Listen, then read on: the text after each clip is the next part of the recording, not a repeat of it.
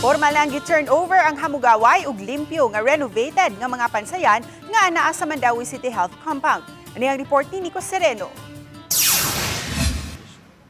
Kini ang itsura sa mga comfort room sa Mandawi City Health Compound Disyembre sa miaging tuig. Karaan ug may nagusbat na nga parte niini.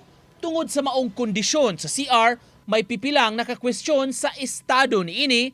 Ilabi na nga sa health office pa kini nahimutang kundi daghang mga kliyente sa opisina ang mugamit. Pebrero ning tuiga, gisugdan ang pagtrabaho aron ma-renovate ang mga CR. Ug human sa pipila ka buwan, kini na ang itsura sa mga kasilyas, hamugaway ug limpyo. Gihimo ang formal nga turnover sa istruktura nga gipangunayan sa city administrator. Salamat sa amin sa DGS and City Engineering for... If you look at the number of patients we see every day, grabe yun ang pinahanglan nato for the restrooms.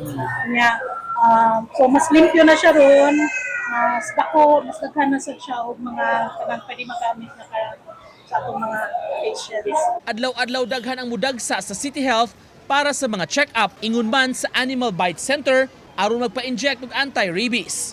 Ug sila ang mugamit unya sa mga CR. Wala siya bayad. Tuwani, ang challenge is to keep it as clean as much as possible. Nico Sereno,